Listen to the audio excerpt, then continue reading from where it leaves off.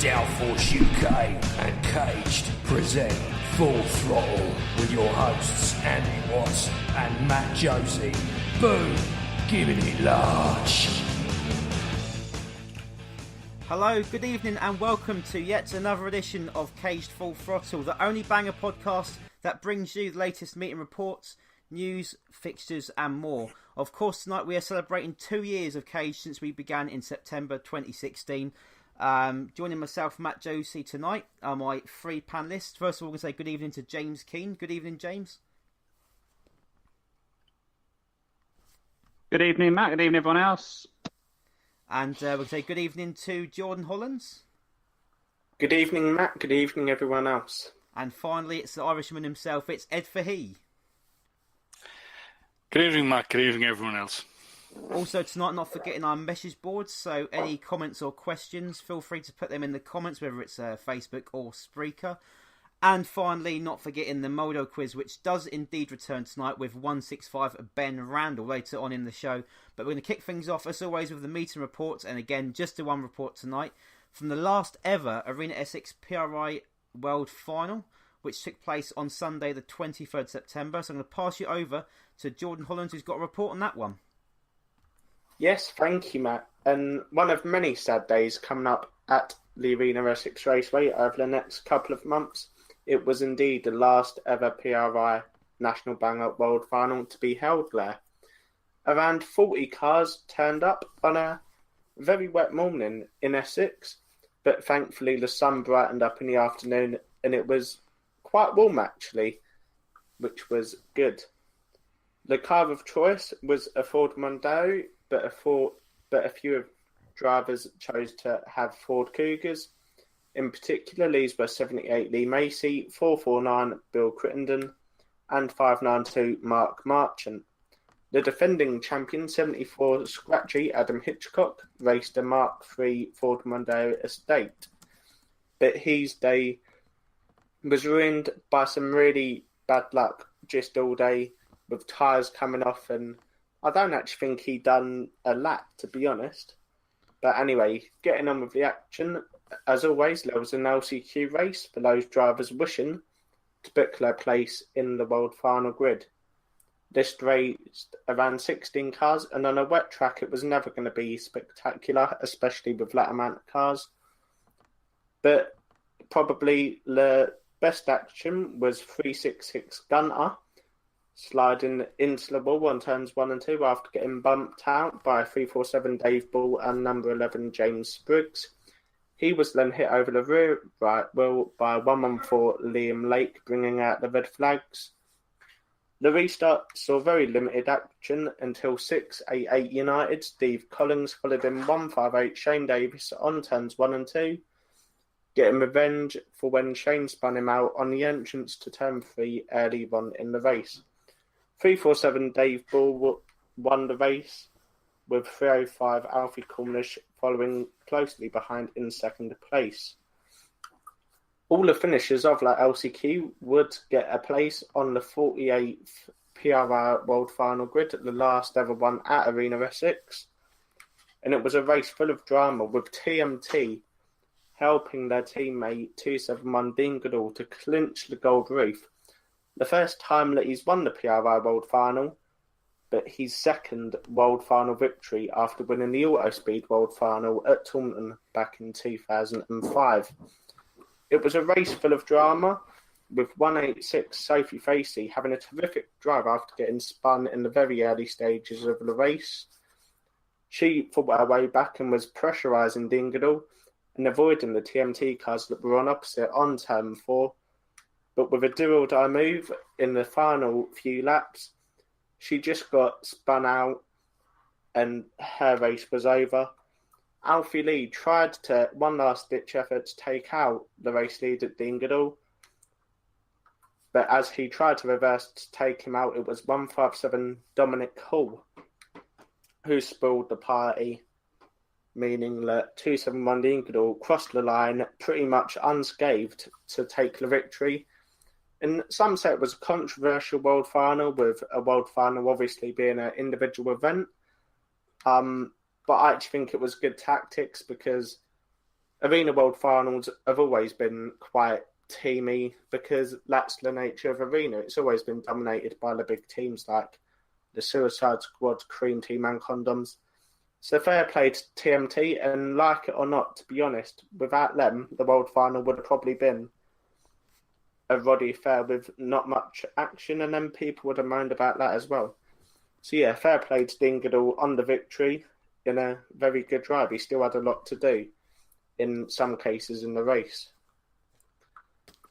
The all-comers final raised about 20 cars, which is slightly less than would have hoped because a lot of drivers actually loaded up straight after the World Final. The only real action was 720 Kenny Gabriel. He got a few hits from Team TMT and 114 Liam Lake, who was also followed in on turns 3 and 4 by 449 Bill Crittenden, and then received a shot over the rear left wheel, ending his day. The dash into the Destruction Derby raised around 10 cars with 720 Kenny Gabriel, showing a great never say die attitude in a real standout performance all day. He worked effortlessly getting his Ford Mondeo back out after taking on the TMT pretty much single-handedly. He came out and he got destroyed within the first minute and a half of the DD. But he still got out with a smile on his face and shook everyone's hands, which is what we want to see. The DD was pretty lame, to be honest, with 592 Mark Marchant and 267 James Still. Both cars were a bit spare by that point. I think 592 Marchant had a front left puncher. So neither could really get up some speed. But Mark Marchant did deliver a jack up, 267 James Still, to take the victory. So all in all, for a 40-car meeting, it was okay. Obviously, it was never going to be the best PRR World Final, but I thought it was a decent meeting for the amount of cars there, and probably one of the better 40-car Mondeo meetings you will see at the track. And James, you were there as well. So what did you think of the day as a whole? Yeah, I think the day as a whole, it was very steady days racing throughout.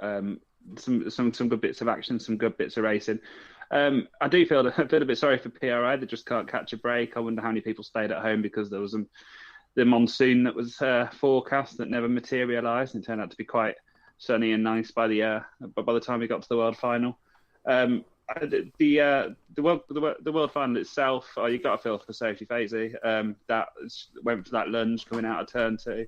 If she got out there and got a bit of a lead, and she'd gone on to become the first female World Final winner. She looked the fastest car out there at the time. With regards to team racing, like you said, Jordan, Arena has been famous for its team racing throughout the year. It's probably appropriate that it ended like that. But to be fair to the guys that turned it around on turn 4, they sort of only did that after they were individually probably out of the race in terms of winning it, and they were just going for anyone who was in the lead or in the contention of the lead. It wasn't like teams picking on individual drivers or going after another team.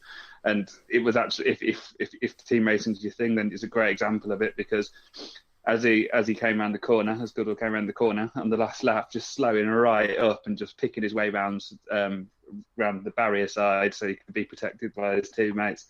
Was very good strategy. Yeah, I mean the all-comers and the dash into the DD didn't live up to what we had last year, which was probably one of the most surprisingly action-packed meetings of the year. But overall, great days racing throughout. So yeah, a nice way. Well, not a nice way because it's not nice that it's going at all, but a good ending, a good fitting ending to that world title. One other thing as well, as was mentioned in the drivers' briefing, that world final will live on, and whether or not, however it's going to be rebranded or where it's moving to, is all open for speculation. I don't know if anyone else has got any thoughts where that might be, but so that the linearity of that world final will live on. Which is nice because, as you've said quite a few times, Jordan, it is the original World Final. It's the World Final that carries the ORC name as well. So it's good that it's going to carry on. Yep, definitely. And just one last thing, the full report is now on the website, so if anyone wants to go and give it a read, it is on the website now. Yes, thank you, Jordan, for that report from the last ever Arena SX PRI World Final. And we move on now to the news. Got quite a few news items to go over this week. The first one is quickly talking about the Trackstar versus Mildenhall meeting at Mildenhall nearly a fortnight ago. Absolutely fantastic night of crashing, shall I say, across the micros, 2 litres and the unlimited classes. Bangers all night. How it should be, really. In the end, Trackstar won heavily once again. But the reason I mentioned this meeting is how good it was. The unlimited class had some cool machinery, used machinery, shall I say. But every single race had loads of crashing, how it should be. And there is already talk of the meeting returning next year, once again, to Kings Lynn, inviting Speedworth and Inca race drivers to join the Mildenhall team, whether that makes it Trackstar Mafia versus Speedworth or versus Mildenhall plus guests, I do not know. But it will be fantastic nonetheless. And, of course, hopefully another return leg at Mildenhall by 2020. So, got all that to look forward to. And moving on now, of course, it's the World Final Ipswich in just over 1 week's time. And already they've revealed the car list. I've not actually looked yet, but I know there's over 200 cars on the list. So, once again, smashing that 200 car barrier on the night. Plenty of names in the hat to win the World Final. Jordan, can you have an early prediction for who could win the World Final, or is it too soon to say? Too early to say. I'm actually in the middle of doing the preview for the Wheelspin magazine that will be out on World Final Day, and I was thinking this early. It's always such an open race that especially with the turning around rule. You can never tell. So I'm sure it'll be a good race, and hopefully all drivers are safe. Yeah, definitely. One name that is being mentioned quite a lot is, of course, the potential first ever Lady World Champion 699 Stacey Holdsworth. She's had a fantastic year in the Unlimited National class, and maybe this is the year that a female does win the World Final. So it'd be great to see that happen. But of course, anything can happen in Banger Racing, and there's other potential winners in there as well. Moving on, the other week there was the Aldershot BWS round, and the wild card was won by 162 Brett Ellicott, so he goes straight into the Ipswich World Final next weekend. Also, an interesting development is the possible idea of a back-to-basic Civil War at Hennisford. There's a lot to talk about with this meeting. It could still be at a different venue, could be called a different name, anything really. It's still in early days. It might not even happen at all, really, but interesting one. I think back-to-basic bangers should be fun, so it shouldn't be taken too serious and should be light-hearted. So I like the idea of it being north versus south still, same colours sort of thing, but depends on, as long as they can keep the fun element to it, then that's all good. James, what do you think of this? Do you think it's a good idea or bad idea? I'm not bowled over by the idea, to be honest. Mainly for that reason you're saying. It's back to basics is billed as the fun formula. Back to basic classes tend to be very sort of regional. The drivers know each other very well from that regional thing and have that level of respect for each other. On the flip side of that coin, back to basics maybe hasn't quite got the traction further north as it has for the southern tracks, and so maybe that would help promote it more. But without the like big driver bases that they have in the south, what does that mean? You'd end up with drivers who aren't really back to basic drivers going in for the north team, or even for the south team, where you'd end up having captains pick people who aren't really back to basic banger drivers. I mean, if it could be done in the sense that it is a bit of a laugh, and it does keep that fun element where it's back to basics isn't really about winning so much as it is about getting out there and getting on track, then yeah, I think it could be good to promote it. But I mean, I can't see how that can easily be done. You know what I mean there? So I think it'd take a bit of ironing out, but But if those worries could be sort of put to the side, then yeah, maybe it's what they need to keep to promote the idea for the more northern tracks. Yep. So fair comments there from you, James. Moving on, Ed, I want your thoughts on this. Quite another interesting development as well is we've had quite a few banger TV series in the last few years. Obviously, we had Banger Boys on History and the other Fast and Furious program as well on BBC. But MTV are looking to do a racing documentary series on literally any form of motorsport, I believe. And obviously now there's a potential idea of possibly banger drivers or teams getting involved. So Ed, good idea, bad idea? Should it be, as long as it's obviously in a positive light as well? Well, you can't really use the words positive and MTV in the same sentence, can you? No, you can't. Programs about making a mess of your relationship, or singles and all this. I think basically it would be. I mean, I'm not even going to talk about Roxanne Pallett. It was nearly killed in a little lifting the clutch incident with a 29-foot high reinforced concrete wall, if you read it right. No, I think what will happen here is it'll make bangers look basically. Yeah, I'll start again. Programs on, say, with an American slant that'll be on MTV, stuff like, say, or on other American channels, like, say, I don't know, American Shopper and, all these car build programs and overhauling and all that. It's going to be that. It'll basically put everything on a knife edge, coming up after the break. Will they make it? Will they not make it? There is a crisis in their camp. It's just basically going to make it completely, oh my God, what's going to happen next? Which is basically apparently what gets viewers. I really don't think MTV or the MTV producers would make it as it actually is. So right. It's all going to be teetering on a knife edge after the break, and then there'll be a hashtag to go with that, and then you'll have loads of people jumping on the bandwagon, and then the media will put a very bad spin on it, like we've seen recently. So I don't think it's a good idea. Well, yeah, I can see it now.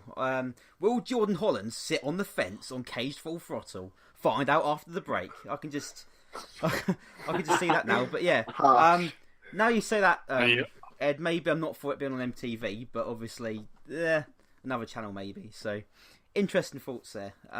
If we could put it on BBC 4, that would be great, because you always get it like it is on BBC 4. Yeah, definitely. And we finish off now. I'm not biased because it's my favourite TV channel. And I'm not sure anyone would really see it though if it was on BBC 4. I know. Well, I mean, I'm over here in the middle of nowhere and I get to see it, so go figure. And we've internet. We have internet. And we move on now to the caged meeting. Just a quick update on how the numbers are looking at the moment. Still, again, over 2 months ago, so we are too early, really, but still, why not? So far, we've got 29 1,800 non-Mondeo bangers and 18 unlimited national bangers. That's at Stanley Arena on Sunday, the 2nd of December, with 11:30 a.m. start time. Plenty of awards up for grabs, so feel free to come and book in for that one. You haven't got to book in, but feel free to do so to help boost the interest in the meeting anyway. So it'd be great to have anybody there, whether you're watching or racing. And finally, one more bit of cage news to bring you. We are actually going to feature in the next edition of Wheelspin magazine, which comes out next weekend, just in time for the National Banger World Final. And we're going to be writing in it a few sections regarding the World Final itself, regarding the Back to Basic Championship of the Universe we had a few weeks ago, Trackstar versus Milden, and hopefully a few other little bits here and there as well. And this is a little partnership with Wheelspin magazine, which means we can write for them practically every month, depending on what sort of content we have. So we look forward to that. So thank you to Dean Cox and Wheelspin magazine for their hospitality on that one. So, of course, feel free to buy that next weekend when you're at Ipswich for £3.80. So, bit last-minute job this weekend. Got to quickly finish off my write-up for that one, and so has Jordan as well. But we look forward to seeing how that looks in the edition when it comes out next weekend. And that closes the news for this week's podcast. And we move on now to the part of the podcast where Jordan normally sits on the fence, and it is the discussion. And we've got two tonight in the theme of the Caged second birthday. So the first one is, what has changed in the sport since Cage began? I don't think it's going to go on for too long. I think we're all going to say the same thing. But Jordan, you're the youngest. You can go first, I think. Okay. About what? I wasn't actually listening to you, Len. That was professional, weren't it? That's rude. Basically, what has changed in the sport since Cage began in September 2016? Well, I think we're all going to say pretty much the same answer to this, and we'll probably get slated for it later on Oval Chat. Yeah. Back to basics. It's got to be. I mean, there's been no real as big an impact as the Back to Basics have had on the banger racing scene. You know, It's brought the fun element back. It's brought the element that you can trip a car in a day or at the track, go and have a race, but then have a crash at the end of the night. To me, that's what banger racing is about. So yeah, it's got to be back to basics for me. Okay. James, would you agree with that one? Or was anything else? But then also, so obviously agree with that. Everyone knows that I like back to basics. Sorry, just one second. I'm also typing to our guest, just making sure he's able to get on it at the same time as talking to you.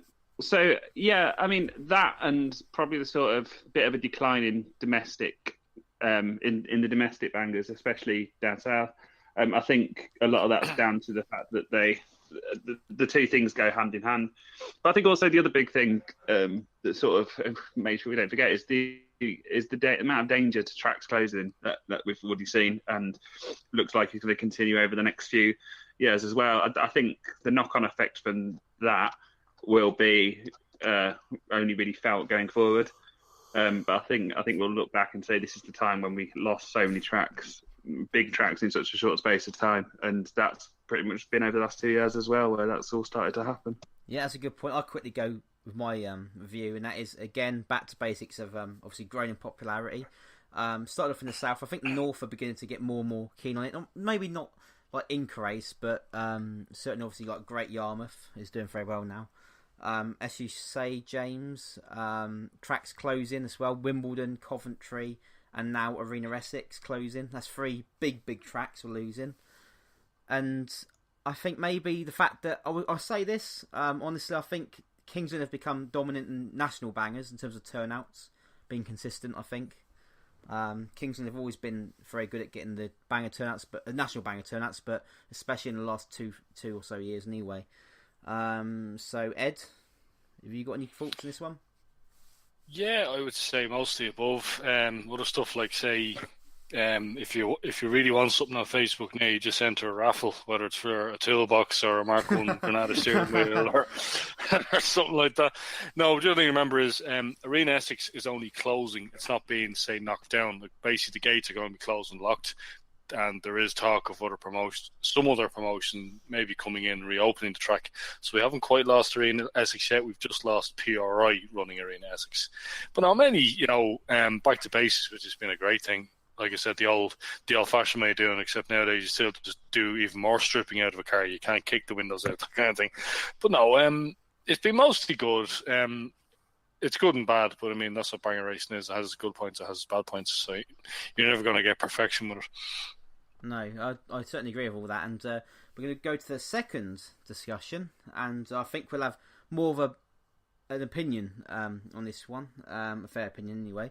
So, what has been the best meeting since Cage began in September 2016? For me, I'm always greedy. I'm not going to pick one. Like I've just I've been thinking recently, the recent Mildenhall versus Trackstar meeting a fortnight ago. To me, that was one of the most underrated meetings I've ever been to. So that's got to be at the top straight away. The Kingy Pre-70 Memorial this year, that was an absolute blinder. You had the biggest grid of Pre-70 bangers at Mildenhall since, I think, 2009, something like that. Some of the hits that were going in as well, pretty mega. So I'm going to put them 2 in, not forgetting my love for van bangers. I'd say the King's Crash for Cancer 2016. Oh no, that was before Cage, wasn't it? That doesn't count. But oh well, I'll leave that one out then. But yeah, I've fluffed that one up. But yeah, I'd say Mildenhall versus Trackstar and the Kingy Memorial Pre-70 night. So Jordan, what are you going to choose? Okay, I'm going to choose one banger one and then a couple of non-banger ones. For me, it's got to be the Mildenhall Pre-70 meeting. And the Pre-90 meeting, going to do 2 in 1.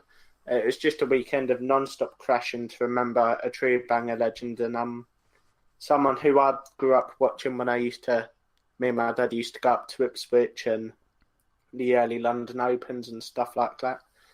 So yeah, that was a really emotional weekend for me, and one certainly I won't forget for a very long time. And the non-banger ones, it's got to be the F1 stock car meeting at Wimbledon, the last ever one, with the saloon stock cars, and the last ever Wimbledon meeting with the super stocks, national hot rods, and stuff like that. It was a really emotional night, especially on the second one, especially walking through the tunnel after the meeting, knowing that was going to be your last time walking out of the track. So yeah, that for me is the best one. Yeah, and then move to Ed, who's obviously in Ireland. Have you had any mega Ireland meetings in the last 2 years that you'll never forget? No, if you've had good and bad, I mean, you've had some very good unlimited meetings, but then again, you can count them all on one hand, the amount of unlimited meetings you've had here. I'm going to defer. I'm going to say that the last two Stan Woods meetings are really good. Like, it still proves there's life in the old car meetings yet. Like, I mean, it's always the case. I remember going to the pre-68 Hansford, like the very early noughties, like 2001, 2002, and they just kept saying, where do all these old cars keep coming from? So, I mean, there's still life in the old dogs yet. So, long may it continue. And finally, James Keane, your best meeting since September 2016? Yeah, so if I'm just going to try and restrict it to meetings I've been at, because obviously, I mean, in terms of, like you guys have mentioned, the Kingy meeting, unfortunately I couldn't make that, but that probably has to go down as one of the very best meetings, but unfortunately I wasn't there. But I'd probably say, I mean, like, continuing the Wimbledon theme, and for the emotion of it, the last National Banger World Series at Wimbledon, which was much better than most Banger World Series these days, and obviously the Plough Lane Classic. We've had a couple of amazing Bears bashes as well over the last couple of years. I think in terms of meetings I've enjoyed the most, they have to be up there, and also the domestic World Final of 2016 as well. That was pretty special, and I think that's probably one of the last times we've seen that level of domestic scene, and I think that's when it sort of started to decline. But that meeting itself was pretty amazing as well. Cool, and I think that about closes the discussion for this week. I'm quite excited actually for the next part of the podcast, which is the return of the Mouldy Old Quiz. We have got a guest this week. James, can you still confirm he's coming on? Is he still coming on? Yeah, well, we've got a call. Yeah, so we have a caller on the line. Let's just see if the gods of technology are smiling on us. Can you hear me there, Ben? Yep. Yeah, there we go. Yep. We did have a go. Yeah. So as Matt mentioned at the top, we've got Ben Randall on the line today. Thanks for being on, mate. How you doing? I'm right, you? Yeah, not too bad. A bit tired. It's getting cold and rainy again. So for those of you that don't know, Ben is the currently UK Micro Open champion. He'll be going to defend that shortly. How many days away now is it until you defend that? It's on Saturday, isn't it? A couple of days. On Saturday, yeah. So, yeah. So how's preparation going? Because I know you've been working on your cars today, haven't you, sir? Sorry, say that again. Sorry, how's preparation going? Is the car all built? Everything ready? Yeah, it's all done. It's all ready to go. So I always ask this to drivers when they come on, but how did you get involved in Banger racing? What was it that brought you into the sport? My old man used to do it, and I just sort of took over, really. Yeah, I think that's pretty much how most people get involved in such a family connection to the sport. So how long have you been racing now? A couple of years, 3 or 4, I think. So not that long in the sport and already got a nice title under your belt already. I mean, that must have felt good when you crossed the line. Yeah, it was sort of different. Different. Did it take a while to sink in that you'd won a title, or straight away was it like a celebration? Yeah, it was pretty good, to be honest. Buzzing. Yeah, I can imagine. So obviously, I mean, what do you prefer racing? Do you prefer racing the bigger stuff or the micros? I prefer the bigger ones, yeah. The bigger ones. I mean, Yeah. How does it feel different in the micros? I love watching the micros because you know that you're always going to be guaranteed some action because it's just everything's a bit crazy. People come down 3 abreast. But yeah, I mean, so what is it about the bigger stuff that you prefer or don't like so much about the micros? Is it just a whole lot about it, really. Yeah, Bigger engine, It's more fun to drive. I think when you get unlimited meeting or a 2-litre meeting that really sort of kicks off and you get a lot of action, I think everyone sort of prefers that. I think the only thing about the micros is you know that you're always guaranteed at least something's going to happen that's pretty good. So yeah, cool. So what I'm going to do is I'm just going to ask hand over to anyone else, any of the other guys on the podcast if they've got any questions. So Ed, you got any questions? No, I'm sure Ben's probably keeping his cards close to his chest. Is he racing a micro or a Ford Cat, or is he choosing something different? No, I'm in a micro. Okay. And do you feel that the micro formula has a good future, or is it going in a few years' time you find they're going to run out of cars all of a sudden? No, I think it's got a good future. Plenty of little cars about in there. True enough. Do you feel that, say, the Corsa C might get banned from micro variants? Because we've had a few of them in Ireland and they're actually extremely strong. Fair enough, they're not quite Chrysler Imperials, but they're still a strong car. So is there any car you could see outlawed in micro variants? Or that should maybe be outlawed? No, not really. Some are strong, some are weak. So it depends, really. Well, that's fair enough. Good answers. Cheers. Hey, Jordan? Oh, sorry. No. Yeah. You got any questions, Jordan? Yeah. Yeah, Ben, obviously you're defending the UK Open Championship at Kings Lynn this Saturday. Just wondered if you've got any tactics in mind for the main race. No, just usual really. Start it, and if I get some laps in, I do. If not, just go for a crash. Okay, brilliant. And obviously we wish you the best of luck in your defence of it. Yep. It's looking to be a good night. Do you know how many are booked in at the moment?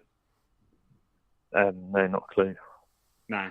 Hopefully, I mean that's the thing. I think that's the other good thing with micros, is micro bangs as well. You know, you're guaranteed a good turnout because the cars are pretty easy to get their hands on.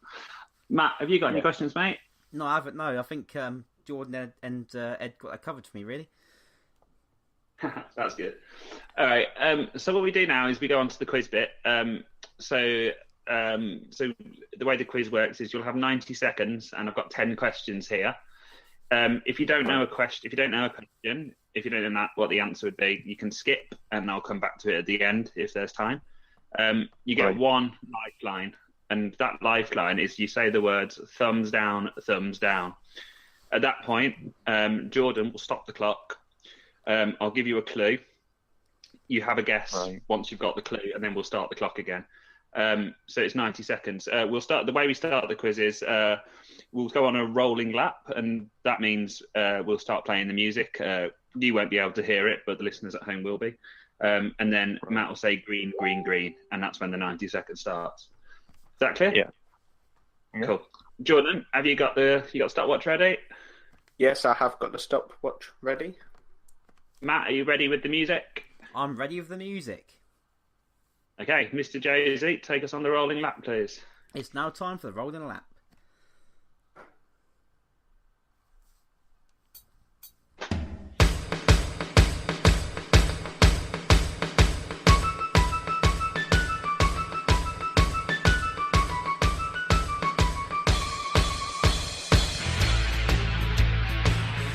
And we're green, green, green.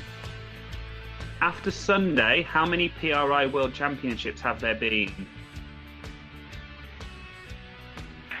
I don't know. 12. Okay. Oh no. Who's the current World of Shale champion? Bro, B. Clark. Yes, correct. Which driver that has won 2 different World Championships won the second ever firecracker? Have a guess. Okay. Who was last year's Star Tracks points champion? No, that's not right. What year was the first ever UK Micro Open Championship? What year? 2009. Yeah, what year? No, but do you know who won the first one?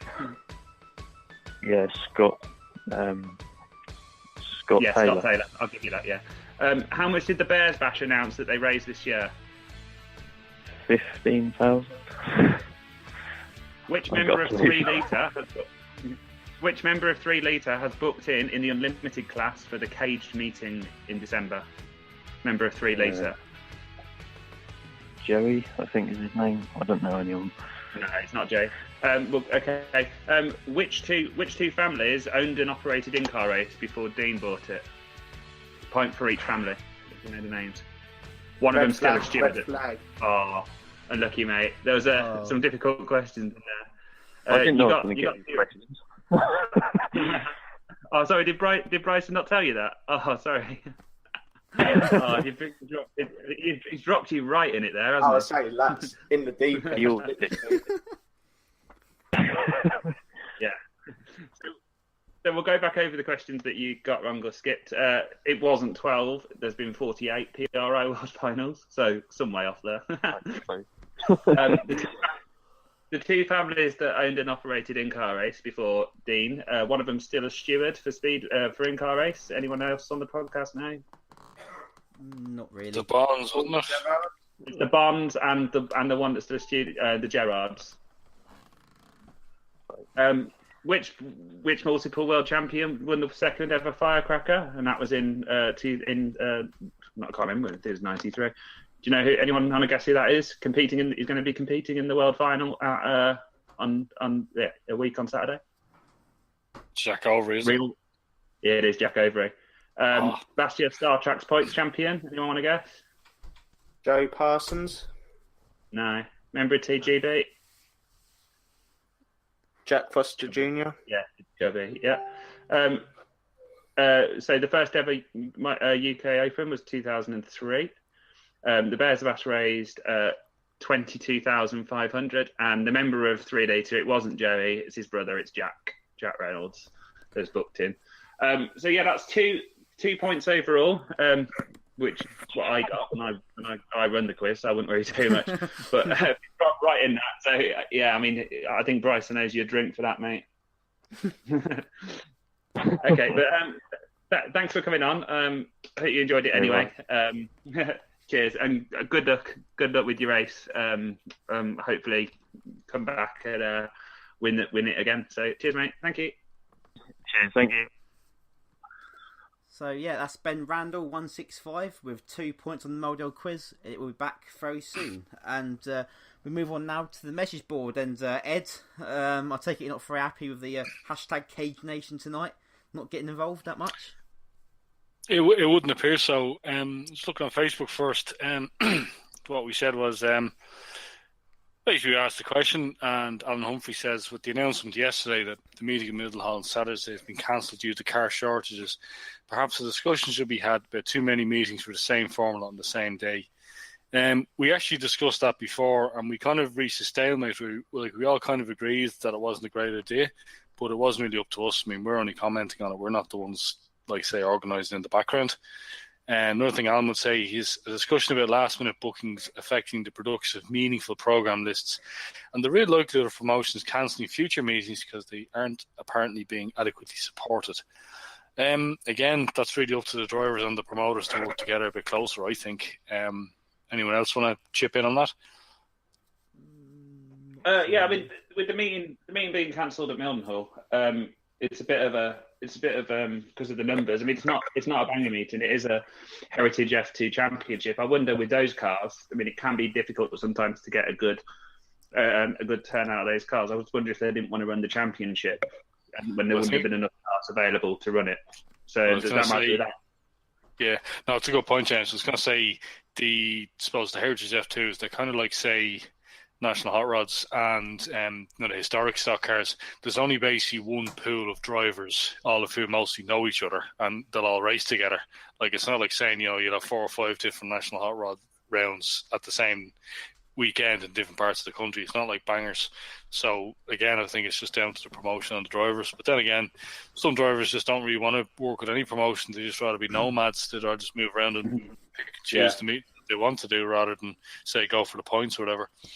I do think on the whole there are too many meetings, but I think with the rising costs, promoters have to run a lot of meetings just to cover their costs. They have to be, obviously, but then like also just things like Mildenhall obviously ran 2 litres and Robbins the night before the PRI final, which is obviously 2 litres and Robbins. So Yeah, there are definitely some that you think, oh, that's gonna split the driver base. I think on the whole, there probably are too many meetings, but it's difficult. It's difficult to say to promoters, especially when they're struggling, to say, oh, now cut down your meetings. Well, that's what I was going to say, James. It's obviously it would have cost Mildenhall and Speedworth more to run the meeting this Saturday than to cancel it on the Thursday or on the Wednesday night before. So you can't really blame them really, because running 3 formulas with just over 50 cars across all 3 of them, and if the meeting starts at 6 o'clock, it'll probably be over by 8:30. And for me, that's fine on a midweek night, like at Eastbourne or whatever. But I think doing it on a Saturday night, I think that's when you sort of like asking for trouble, and people will go, "Is it really worth it?" So, yeah, I don't really know what the solution is, but yeah, I do agree that there are too many meetings. I think. I was going to say as well, I think booking list is a double-edged sword, because you see certain drivers on the booking list and you go, oh, good, they're booked in, I better go. I'd like to go and see what happens, and then you find that they don't turn up. So you're screwed one way and you're screwed equally the other way. But another quote from Facebook is Paul Walsh says, now we're talking about Mildenhall, he says 50 cars that bad. If you don't support the drivers that are booking in, you end up losing to another promotion, which has happened. We've seen that happen. And then he says booking lists have bitten promoters as they lose the gate money from people just going for the evening or day out. But I mean, is there any casual race fans left? Like, is there anyone just going for a day out, or are we there to watch racing, there to watch our friends or family or whatever? Like, is there such a thing as a casual fan anymore? Isn't it? Eastbourne gets a lot of casual tourist trade. I think Darren Skegness, I suppose. Yeah, same. I think it depends on the track. Aldershot seems to get a few casuals in. You can see people asking questions not quite under, so Aldershot gets them in. But I think you're right on the whole, yeah. But I'm not sure that's changed. I think that's always been the case. I think it's like we always talk about how everyone's got a family connection to this, like in terms of it was because their parents or whatever, and that's how they carried on. I think it's always been the case.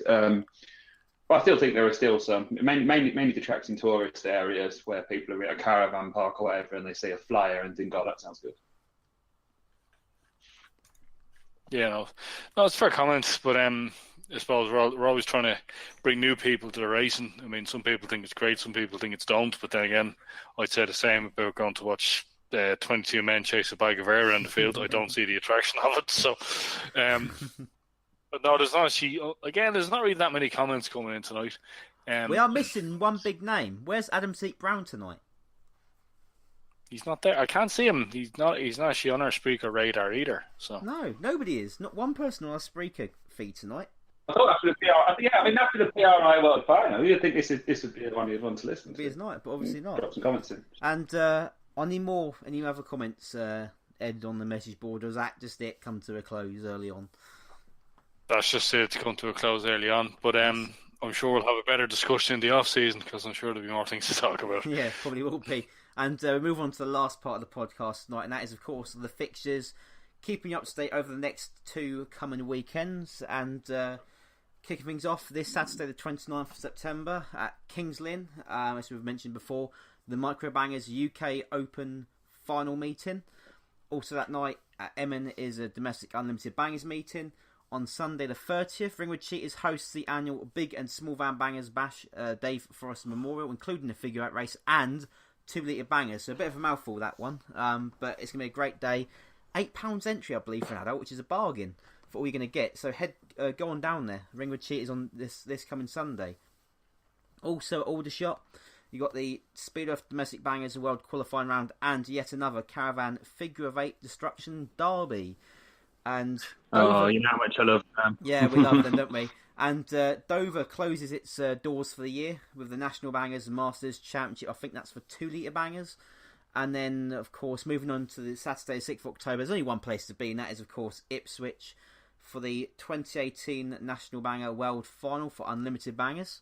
And then Sunday, the 7th of October, we got 1600cc bangers at Stansted, and at Wharton we have Micro Bangers Autumn Mayhem, and that closes the fixtures. Just quickly, because it is of course just 1 week and a bit to the world final, we will be bringing you 2 podcasts over the next 2 weeks ahead. Next Thursday, let's look at the date. Next Thursday, the 6th of October, we're going to be doing a half an hour preview on the World Final. And then Thursday, the 13th of October. Oh, sorry, no, I got that wrong, haven't I? Thursday, the 4th of October, we got the National Banger World Final preview. And then Thursday, the 11th of October, we've got the basically back to how it should be, including the World Final report. So we've got all that to look forward to over the next coming weeks. Plus, of course, us in Wheelspin magazine this coming weekend. So thank you very much for listening tonight. And we're going to say good night to all 3 of our panellists. So good night to Jordan Hollands. Good night, Matt. Good night, everyone else. Thank you for listening. Good night to our Magic Man. It's James King. Thanks, guys. See you later. Bye. And good night to... He's bonkers, but he'd do. It's Ed Fahey. Good night, everyone, and thank you very much for listening. Thank you very much for listening tonight, and we hope to see you again next week. But until then, good night.